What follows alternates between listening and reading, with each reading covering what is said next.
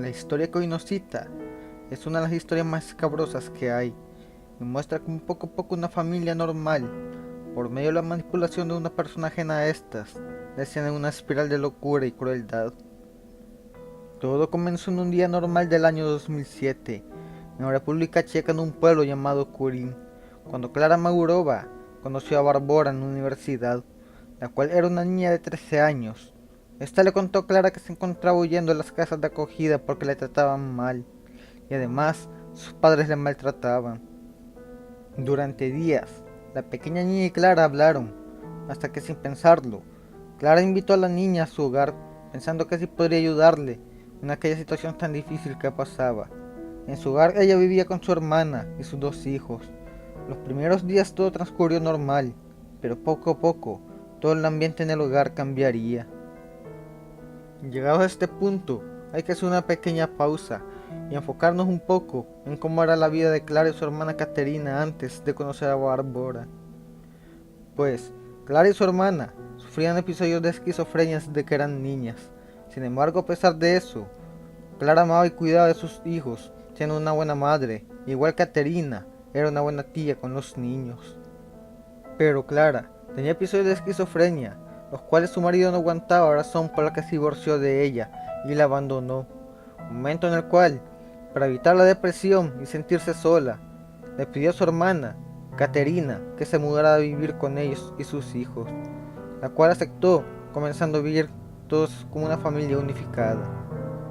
Desde este punto, ya podemos retomar la historia antes iniciada, pues la nueva integrante de la familia, es decir Bárbara, comenzó a sentir celos de los dos hijos de Clara, debido a la atención que estos recibían por parte de ellas, por lo que comenzó a inculpar a los niños de cualquier desastre que ocurría en la vivienda, desastres que ella misma causaba, robando así poco a poco la atención y confianza que su madre y su tía tenían en los niños, siendo castigados estos constantemente.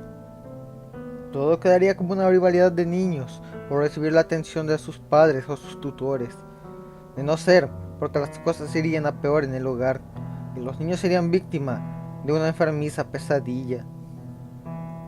Una vez hubo ganado toda la confianza y atención de Clara y Caterina, las incitó a unirse a una secta religiosa en la cual ella era miembro, y esa secta llamaba el Movimiento Grial, la cual supuestamente era liderada por un ser conocido como el Doctor, y se comunicaba con sus seguidores por medio de mensajes de texto. Este enigmático personaje del Doctor predicaba cosas como el canibalismo, la promiscuidad sexual y el incesto. Pero Bárbara, utilizando sus deficiencias mentales y escuchando que las hermanas decían tener visiones con Juana de Arco y esperaban una señal divina y distinta, vieron en dicho culto la señal que necesitaban, haciendo caso a todo lo que Bárbara les decía, por lo que mandaron a construir una jaula y encerraron ahí a los dos hijos de Clara, de 8 y 10 años. Esta acción fue hecha debido a que Bárbara dijo era un castigo por su mal comportamiento, y solo así dejarían de hacerlo. La jaula fue puesta y oculta en el sótano, con los niños completamente desnudos en su interior. No contenta con esto, Bárbara, con el pasar de los días comenzó a torturar y violar de los niños con ayuda de su tía y su madre, quienes veían como su tía y madre, de ser seres amorosos y amables, habían cambiado a monstruos que abusaban y torturaban de ellos diariamente.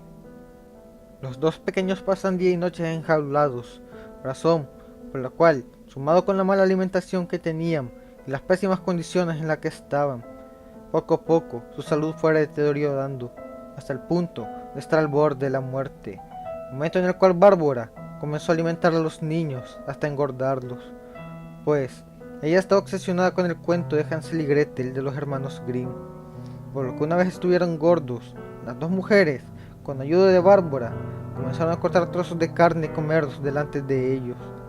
Les hacían sacar los brazos o las piernas entre los barrotes de la jaula, momento en el cual dos de las mujeres se sujetaban con fuerza y otra arrancaba los pedazos de carne con un cuchillo. Cada día era así, se turnaban para quitar pedazos de carne a ambos niños, indefensos. Un día quitaban a uno y al siguiente quitaban a otro, turnando igualmente las extremidades para que no se desangraran. Así fue durante un tiempo, hasta que por cosas del destino, un milagro, coincidencia como quieras llamar, fueron descubiertas las hermanas Mauriova.